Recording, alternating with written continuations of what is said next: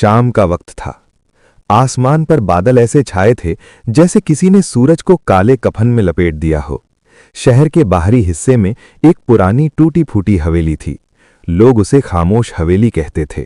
कहते हैं जो भी वहां गया वो वैसा वापस नहीं आया। उस हवेली के पास एक छोटा सा मोहल्ला था। वहीं रहता था आरिफ, एक गरीब मगर ईमानदार मुसलमान। अब्बा का साया बचपन में उठ गया था। अम्मी सिलाई करके घर चलाती थीं। आरिफ दिन में मजदूरी करता, रात में मस्जिद की सफाई। लोग मजाक उड़ाते, इतनी मेहनत करके भी कुछ नहीं बदलेगा। लेकिन आरिफ के होठों पर एक ही बात होती, मेरे रब का इंसाफ देर से सही मगर गलत नहीं होता। एक रात तेज तूफान आया, बिजली कड़की और उसी रात मोहल्ले के 3 लड़के खामोश हवेली में घुस गए। सुबह 3 में से 2 लौट आए, तीसरा सलमान गायब। पूरा इलाका कांप उठा। पुलिस आई गई, कुछ नहीं मिला।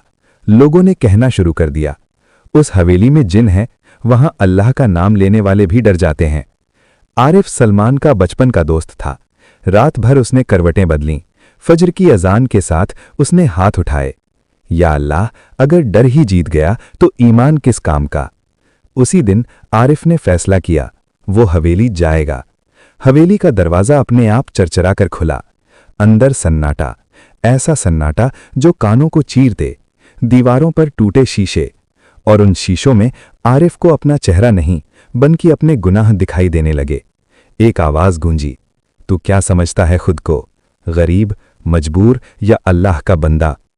आरिफ के पांव कांप गए, लेकिन उसने जोर से कहा, मैं अल्लाह का बंदा हूं। हवेली के तहखाने में सलमान जिंदा था, मगर उसकी आंखों में डर जम चुका था। सलमान चीखा, ये हवेली नहीं, ये हमारी नियतों का इम्तिहान है। तभी सामने आई एक साया जैसी शक्ल। आवाज आई, जो डर गया वो मर गया, जो सब्र कर गया वो अमर हो गया। आरिफ समझ गया, ये जिन नहीं, ये इंसान के अंदर का डर है।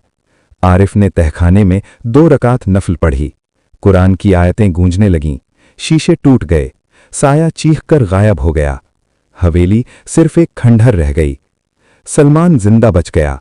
पूरा मोहल्ला हैरान था। आरिफ से पूछा गया, तो डरा नहीं? आरिफ की आंखों में आंसू थे। डर तो लगा, लेकिन अल्लाह पर भरोसा डर से बड़ा था। कुछ दिन बाद हवेली गिरा दी गई। उसके नीचे से मिला एक पत्थर, जिस पर लिखा था, सबसे खतरनाक जिन इंसान का अपना डर होता है, और सबसे बड़ी ताकत अल्लाह पर यकीन। जो हालात से डर गया वो टूट गया, जो सब्र और ईमान पर टिका वो चमक गया। अल्लाह मुश्किल नहीं देता, मगर मुश्किल में खुद को पहचानने का मौका देता है।